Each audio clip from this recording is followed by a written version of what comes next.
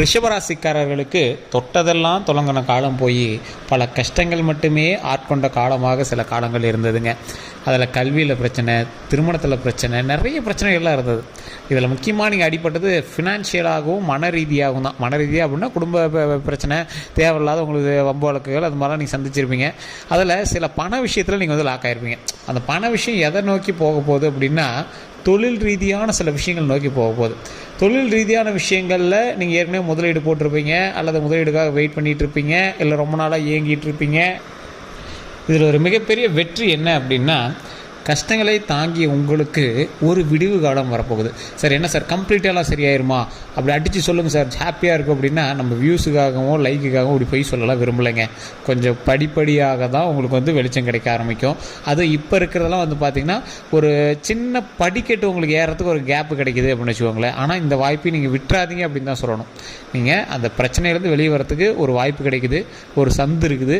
அந்த சந்து வழியாக நீங்கள் உள்ளே போனீங்க அப்படின்னா நல்ல பெரிய பாதையே இருக்குது. அந்த பாதையில் உள்ளே போகும்போது உங்களுக்கு கொஞ்ச நாளைக்கு கொஞ்சம் பயத்தோடையும் கொஞ்சம் பதட்டத்தோடையும் உள்ளே போயிட்டுருக்கிற மாதிரி தான் இருக்கும். கொஞ்ச நாட்கள்லேயே உங்களுக்கு தெளிவான ஒரு பாதை பிறக்கும். இதுதான்ப்பா நம்மளோட லைஃப் டைம் அச்சீவ்மெண்ட்டு, இதை பிடிச்சிக்கிட்டா நம்ம செட்டில் ஆகிடலாம்ப்பா அப்படின்னு நீங்கள் வந்து உட்காருவீங்க. இந்த ரிஷபராசிக்காரர்களுக்கு இதுதான் தொழில் அப்படின்னு இது வரைக்கும் நீங்கள் உட்காந்துருக்கவே மாட்டீங்க. சார் இந்த தொழிலா அந்த தொழிலா, அதில் ஒரு இன்கம் இதில் ஒரு இன்கம், வேலைக்கு போயிட்டுருக்கு சார், இதிலேருந்து அடுத்த ப்ரமோஷன் கிடைக்குமா, அந்த ப்ரமோஷனில் அங்கே போய் உட்காந்துக்கலாமா, இப்படி அடுத்தடுத்ததுக்கு எதிர்பார்த்து காத்து கொண்டு இருக்கக்கூடிய ஒரு அற்ப பிறவியில் இந்த ரிஷபராசியும் ஒரு பிறவி அப்படிங்கிற மாதிரி தான் வாழ்ந்துருப்பீங்க. சார் என்ன சார் இப்படிலாம் சொல்லுங்கள், அற்ப பிறவி அப்படிலாம் அப்படி சொல்லக்கூடாது சார் அப்படின்னா, இருக்கிறதுலே கஷ்டப்பட்ட மக்கள் ரிஷபராசி மக்கள் தான். அந்த ரிஷபராசி மக்கள்ங்கிறது மக்கள்களில் எல்லாம் இருக்கக்கூடிய மக்கள்களில் நீங்கள் சாதாரண ஆளாக தெரியலாம், இல்லை ஒரு பெரிய ஆளாக தெரியலாம். ஆனால் கடவுளினுடைய பார்வையில் பார்க்கும்போதோ, அல்லது நீங்கள் வந்து எவ்வளோ கஷ்டப்பட்டீங்க அப்படின்னு பார்க்கும்போதோ, இருக்கக்கூடிய 12 ராசிகள்லேயே நீங்கள் தான் வந்து ரொம்ப கஷ்டப்பட்டவங்க. ரிஷபராசி எங்களோட வாழ்க்கையெல்லாம் எங்களோட ஹிஸ்ட்ரியை உட்காந்து கேட்டிங்க அப்படின்னா மற்றவங்க கண்ணு தண்ணி வந்துடும். அந்த மாதிரி சில கஷ்டங்கள் அனுபவிச்சிங்க இந்த ரிஷபராசி. ஸோ கொஞ்சம் நிதானமாக, கொஞ்சம் பொறுமையாக, கொஞ்சம் ஹேண்டில் பண்ணிங்க அப்படின்னா வரக்கூடிய காலகட்டங்கள் அற்புதமான காலகட்டங்கள்ங்க.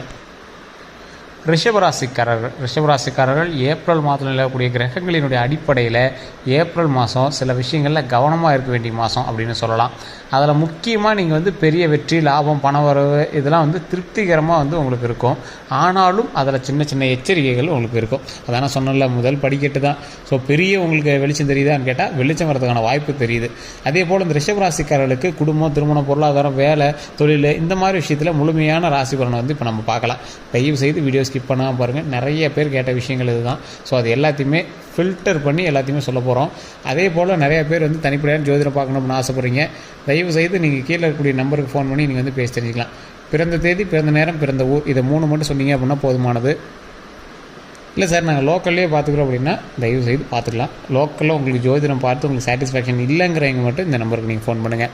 அதே போல் ஃபோன் பண்ணிங்க அப்படின்னா கொஞ்சம் பிஸியாக இருந்தாங்க அப்படின்னா கொஞ்சம் கழிச்சு பண்ணுங்கள். அப்படி இல்லைனா வாட்ஸ்அப்பில் உங்களோட டீட்டெயில்ஸ் அனுப்பி வைங்க, உங்களுக்கான அப்பாயின்மெண்ட் வந்து கொடுத்துருவாங்க. இந்த ரிஷபராசிக்காரர்களுக்கு மாதத்தோட துவக்கத்திலேயே மறைவு ஸ்தானத்தில் இருந்து சில விஷயங்கள் வந்து பின்னடைவுகள், சில விஷயங்கள் வந்து அனுகூலமாகவும் இருக்குதுங்க. அதுலேயுமே வந்து பார்த்திங்கன்னா குறிப்பிடத்தக்க விஷயம் மட்டும்தான் உங்களுக்கு கை கொடுக்குதே தவிர ஒரு சில விஷயங்கள் வந்து உங்களோட கொஞ்சம் கை நிலவி தான் இருக்குது. அந்த இடத்துலலாம் நீங்கள் கொஞ்சம் பார்த்து பராமரிச்சு இருந்தாகணும். இது இன்னையிலேருந்தே 15 நாட்கள்னு வச்சுக்கோங்க. இந்த ஏப்ரல் மாதத்தோட பலன் முன்னாடி இருக்கக்கூடிய 5 நாட்களே உங்களுக்கு தெரிய ஆரம்பிக்கும். இது ஏப்ரல் மாதம்னு மட்டும் சொல்ல முடியாது. முன்னாடி இருக்கக்கூடிய இந்த மார்ச்லேயுமே 5 நாட்கள் வந்து உங்களுக்கு இப்படி தான் இருக்க போகுதுங்க. அதே மாதிரி கிட்டத்தட்ட மாதம் முழுவதுமே வந்து பார்த்திங்கன்னா இந்த நிலை கண்டிப்பாக இருக்குது. எந்த செயல்களை செஞ்சீங்க அப்படின்னாலும் சிந்தித்து செயல்படுவது ரொம்பவே நல்லது. இருந்தாலும் மற்ற இடங்கள் அனைத்துமே வந்து பார்த்திங்கன்னா பெரும்பாலும் சாதகமான நிலையில் இருப்பதால் பெரிய கஷ்டங்கள் வந்து உங்களுக்கு வரதுக்கு சான்ஸ் இல்லைங்க. கவலைப்பட தேவையில்லை. கொஞ்சம் பொறுமையாகவும் நிதானமாக பண்ணிங்க அப்படின்னா போதுமானது. அதே போல் பண வரவு, பொருளாதாரம்லாம் வந்து பார்த்திங்கன்னா திருப்திகரமாக இருக்கும். லாபஸ்தானத்தில் 3 கிரகங்கள் வந்து சஞ்சரிச்சிருக்கிறதுனால, புதன் வக்ர நிவர்த்தி பெறுவதால் இந்த அனைத்துமே வந்து பார்த்திங்கன்னா பெரிய அளவுக்கு யோகங்களை கொடுக்குங்க. இது எல்லாமே ஓரளவுக்கு நல்லா பெரிய அளவு யோகங்களை கொடுக்குது. ஒரு சில நாட்கள் வந்து மனக்குறைகள் அல்லது சங்கடங்கள் எல்லாமே ஏற்பட்டுச்சு அப்படின்னா கூட மாதத்தோட கடைசியில் வந்து பார்த்திங்கன்னா அது வந்து ஒரு அனுகூலமான வாரமாக வந்து உங்களுக்கு பலனாக கிடைக்குங்க. கொஞ்சம் நிதானமாக பண்ண வேண்டிய விஷயந்தான். இருந்தாலும் உங்களை கொஞ்சம் மனத்தை குழப்பி அப்படியே உங்களை ஒரு மாதிரி யோசிக்க வச்சு பண்ணக்கூடிய நேரமாக இருக்குதுங்க. கொஞ்சம் பொறுமையாகவே எல்லாம் ஹேண்டில் பண்ணிங்க அப்படின்னா ரொம்ப நல்லது. ரிஷபராசிக்கு இந்த ஏப்ரல் மாதத்துக்கு முன்னாடி 5 நாட்கள்லேருந்து அடுத்த 15 நாட்கள் ஏப்ரல் மாதம்னு கூட வச்சுக்கலாம். இதில் பணமும் பொருளாதாரம் எப்படி இருக்க போகுது அப்படின்னா, ரிஷபராசிக்காரர்களுக்கு ஏப்ரல் மாதத்தில் திடீர் செலவுகள் வந்து ஏற்படுறதுக்கான வாய்ப்புகள் இருக்குது. இதனால் பொருளாதார ரீதியாக சின்ன பின்னடைவு உங்களுக்கு வந்து கண்டிப்பாக உண்டு. அதில் சாத்தியமும் இருக்குதுங்க, ஓரளவுக்கு தான். ரொம்பவும் நீங்கள் வந்து பின்னடைவுலாம் கிடையாது, ஓரளவுக்கு தான். அதில் கொஞ்சம் பார்த்து பொறுமையாக இருங்க. வரவு செலவெல்லாம் பார்த்திங்கன்னா திட்டமிட்டு செலவு செய்வது ரொம்பவே நல்லது. செலவுகளை பெருமளவு குறைக்கிறது ரொம்பவே நல்லது. வருமானம் சீராக இருக்கும். தடைப்பட்ட வருமானம், நீண்ட நாட்களாக கிடைக்க வேண்டிய தொகை எல்லாமே வந்து பார்த்திங்கன்னா ஏப்ரல் மாதத்தில் 2வது வாரத்தில் வந்து கைக்கு கிடைக்குங்க. ஒரு ஃபஸ்ட்டு வாரத்தில் வந்து உங்களுக்கு இழுபறியாக இருக்குது, 2வது வாரம் கை கிடைக்குங்க. அதே மாதிரி வீட்டுக்கான திடீர் செலவுகள்லாம் வந்து உங்களுக்கு இருக்கிறதுக்கு வாய்ப்பு இருக்குது. அதை கொஞ்சம் பார்த்து பண்ணுங்கள். அது சுப செலவுகள் தான், ஒன்றும் பெரிய இதெல்லாம் இருக்காது. அதனால் கொஞ்சம் பார்த்து நிதானமாக பண்ணிங்க அப்படின்னா ரொம்ப நல்லதுங்க. அதே போல் ரிஷபராசிக்கு ஏப்ரல் மாதத்தில் ராசி பலன் அப்படின்னு பார்த்தீங்கன்னா, வேலை அப்புறம் தொழில் வந்து பார்த்திங்கன்னா, ரிஷபராசிக்காரர்களுக்கு ஏப்ரல் மாதம் முழுவதுமே பார்த்திங்கன்னா வேலை தொழில் ரெண்டுமே சம்மந்தப்பட்ட விஷயங்களில் பெரிய சிக்கலோ பாதிப்புகளோ எதுவுமே வந்து ஏற்படாதுங்க.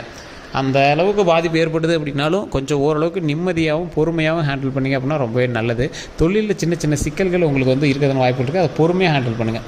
உங்கள் கீழே வேலை பார்க்குறவங்க அல்லது உங்களுக்கு மேலே வேலை பார்க்குறவங்க, நீங்கள் வேலைக்கு வச்சவங்க, இவங்க எல்லாத்துட்டையுமே கொஞ்சம் பார்த்து செயல்பட்டீங்க அப்படின்னா ரொம்பவே நல்லதுங்க. வியாபாரம் செய்கிறவங்களுக்கு பெரிய வளர்ச்சி முன்னேற்றம் கண்டிப்பாக இருக்குதுங்க. அதே மாதிரி குரு அப்புறம் புதன் ஆகிய 2 கிரகங்களினுடைய பரிவர்த்தனை யோகம் வந்து பார்த்திங்கன்னா தொழில் ரீதியாக பெரிய வளர்ச்சியும் எதிர்பாராத புதிய ஒப்பந்தங்களையும் வந்து சாத்தியமாகுங்க. நீங்கள் எதிர்பார்த்துருக்க மாட்டீங்க, இந்த ஒப்பந்தம் வந்து உங்களுக்கு கிடைச்சிருக்குமா, இந்த ஆப்ஷன் வந்து உங்களுக்கு கிடைக்குமா, இந்த சலுகைகள் வந்து உங்களுக்கு கிடைக்குமா அப்படின்னா, கிடைக்காத ஒரு விஷயம் வந்து கண்டிப்பாக உங்களுக்கு கிடைக்கும். அது கொஞ்சம் நிதானமாக தான் கிடைக்கும். அதுக்கு நீங்களாக போய் ஒன்றும் இது பண்ணாதீங்க, தானாகவே வந்து அமையும். வாய்ப்பு வரும், அந்த வாய்ப்பு வந்து நீங்கள் பயன்படுத்திக்கோங்க. வேலை மாற வேணும் அப்படின்னு விரும்புகிறவங்களுக்கு எல்லாமே இது யோகமான காலமாக இருக்கும்.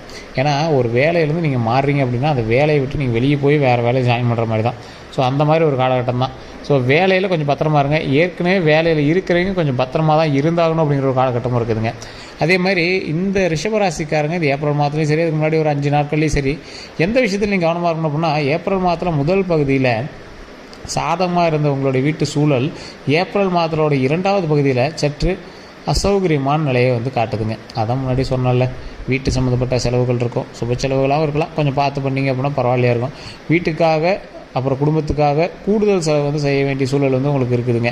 அதே மாதிரி சுக்கிரனுடைய மறைவு சாணத்தில் இருப்பதால் மனக்குழப்பமும் செலவுகளும் அதிகரிக்கும். சுக்கிரனுங்கிறது என்ன, அது லக்ஸுரி, சந்தோஷம், பெண்கள் சம்மந்தப்பட்ட விஷயங்கள், இந்த மாதிரி விஷயத்தெலாம் உங்களுக்கு மறைவு சாணத்தில் இருக்குது. அப்போ என்ன பண்ணுது, மனக்குழப்பம், பெண்களால் உங்களுக்கு மனக்குழப்பம் இருக்கிறது வாய்ப்புகள் இருக்குது.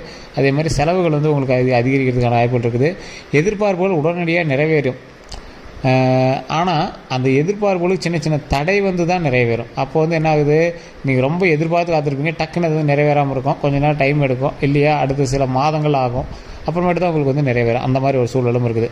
ஏதோ ஒரு இடத்துல மரியாதை குறைவான நிகழ்வு நடப்பது, அப்புறம் இந்த மாதிரி சங்கடங்கள் வந்து ஏற்படுத்துகிற வாய்ப்புகள்லாம் கொஞ்சம் இருக்குது. சில இடத்துல உங்களை மதிக்க மாட்டாங்க, மரியாதை குறைவாக உங்களுக்கு பல்பு கொடுக்க வேண்டிய விஷயங்கள்லாம் நிறையா இருக்கும். அதெல்லாம் கொஞ்சம் பார்த்து பண்ணிங்க அப்படின்னா ரொம்ப நல்லது. ஆடம்பர செலவுகளை தவிர்ப்பது ரொம்ப நல்லது. கடன் வாங்குறத தவிர்ப்பது ரொம்ப ரொம்ப ரொம்ப ரொம்ப நல்லது. இந்த ரிஷபராசி கண்டிப்பாக அதை ட்ரை பண்ணுங்கள். அதே மாதிரி சில விஷயங்களை மட்டும் சின்ன சின்ன அசௌகரியங்கள் அப்புறம் செலவுகள் ஏற்படுற வாய்ப்புகள் இந்த மாதத்தில் இருக்கிறதுனால மாதம் முழுவதுமே பொருளாதாரம், பணவரவு, வாராக்கடன் சூழல், அதாவது வேலை அப்புறம் தொழில் நல்ல முன்னேற்றம் இருக்குது தவிர மற்றத்தில் எதுவும் பெரிய அனுகூலமான ஒரு விஷயங்களாக இல்லை. வேலையில் ஓரளவுக்கு பரவாயில்லையாக இருக்குது, தொழிலில் பரவாயில்லையாக இருக்குது. அதுலேயுமே கொடுக்கல் வாங்கல கொஞ்சம் எச்சரிக்கையாக தான் இருக்குது. குடும்ப சூழல் சம்மந்தப்பட்ட விஷயத்தில் 2வது வாரத்தில் கொஞ்சம் பணம் அதிகமாக செலவு பண்ணுறதுக்கான வாய்ப்புகள் இருக்குது. ஸோ அதில் கொஞ்சம் கவனமாக இருங்க. தொழில் மந்த நிலையை போக்கணும் அப்படின்னா கடவுள் வழிபாடு கண்டிப்பாக பண்ணணும். உங்களுடைய தசாபுத்தி எப்படி இருக்குது அப்படின்னு ஃபஸ்ட்டு செக் பண்ணிக்கோங்க. ஏற்கனவே இப்போ நான் சொன்னதெல்லாம் உங்களுக்கு மேட்ச் ஆச்சு அப்படின்னா உண்மையாக இல்லையான்னு கமெண்ட் செக்ஷனில் பற்றி விடுங்க. நான் சொல்லக்கூடிய விஷயத்தை ஃப்ரீ டைமில் வீட்டில் எப்பயுமே சொல்லுங்கள். ஓம் சுக்கர பகவானை போற்றி, ஓம் சுக்கர பகவானை போற்றி, ஓம் சுக்கர பகவானை போற்றி. இது லக்ஸூரியான லைஃப் தரத்துக்கு, மனவரவு தரத்துக்கு, உங்களை மகிழ்ச்சியாக வச்சுக்கிறதுக்கான ஒரு விஷயம். ஸோ இந்த சுக்கர பகவானை வழிபட்டுட்டு உங்களுடைய குலதெய்வ வழிபாடு கண்டிப்பாக எப்பயுமே நீங்கள் பண்ணுங்கள். விநாயகர் வழிபாடு, குலதெய்வ வழிபாடு கண்டிப்பாக பண்ணுங்கள். அதன் மூலமாக பல நன்மைகள் உண்டு. தொழில் ரீதியான விஷயங்களில் மிகப்பெரிய லாபகரமான சில விஷயங்கள்லாம் இருக்குது. ஸோ அதில் கொஞ்சம் எச்சரிக்கையாகவும் நிதானமாக செயல்பட்டீங்க அப்படின்னா ரொம்பவே நல்லது. கல்வி சம்மந்தப்பட்டமான விஷயங்களில் கொஞ்சம் கவனமாக இருங்க. தொழில் சம்மந்தப்பட்டமான விஷயங்கள் கவனமாக இருங்க. இதை விட கவனமாக இருக்க வேண்டியது உடல் ரீதியான விஷயங்கள். அதுலேயும் உங்கள் குடும்பத்தில் இருக்கக்கூடியவங்களோட உடல் ஆரோக்கியத்தில் ரொம்ப கவனமாக இருங்க. உங்களுடைய தந்தை, தாய், அதே மாதிரி உங்களுடைய மகன், மகள், அந்த மாதிரி விஷயங்கள்லையும் கொஞ்சம் கவனமாக இருங்க. கணவன் மனைவிக்கிடையே செல்லக்கூடிய அந்யோன்யமானது கொஞ்சம் பரவாயில்லையாக இருக்கும். இருந்தாலும் பெண்கள் மூலமாக ஆண்களுக்கு உங்களுக்கு சின்ன சின்ன நெருக்கடிகள் இருக்கிறது வாய்ப்புகள் இருக்குது. அந்த விஷயத்தில் கொஞ்சம் நிதானமாக பொறுமையாக செயல்பட்டீங்க அப்படின்னா ரொம்பவே நல்லது. வார்த்தைகள், பேச்சுவார்த்தைகள், சண்டை சச்சரவுகள் எல்லாம் கொஞ்சம் நடந்துட்டிங்கன்னா பரவாயில்லையா இருக்கும். அதே போல் அந்த விஷயத்துலையும் கொஞ்சம் கவனமாக நிதானமான வார்த்தைகளை விட்டிங்க அப்படின்னா ரொம்பவே நல்லதுங்க. வேறு ஏதாவது தகவல்கள் வேணும் அப்படின்னா தயவுசெய்து நீங்கள் கமெண்ட் செக்ஷனில் பதிவிடுங்க. நீங்கள் ஃபோன் பண்ணி பேசி தெரிஞ்சிக்கலாம். நிறைய பேர் ஃபோன் பண்ணால் சார் பிஸின்னு வருதுங்கிறீங்க, கொஞ்சம் வெயிட் பண்ணி தான் பண்ணுற மாதிரி இருக்கும். வாட்ஸ்அப்லேயே நீங்கள் வந்து தொடர்பு கொள்ளலாம். வெளிநாட்டு மக்களாக இருந்தீங்க அப்படின்னா தயவுசெய்து நீங்கள் வாட்ஸ்அப்பில் நீங்கள் வந்து டீட்டெயில் அனுப்புங்க. உங்களுக்கான அப்பாயின்மெண்ட் கொடுத்தோன்னே உங்களுக்கான ஃப்ரீ டைம்லாம் ஆல்டர் பண்ணிட்டு உங்களுக்கு வந்து பேச சொல்லுவாங்க. வேறு எந்த கருத்துக்களாக இருந்தாலும் மறக்காம நீங்கள் ஃபோன் பண்ணி எடுத்துக்கலாம். எல்லாருக்கும் நன்றி நண்பர்களே.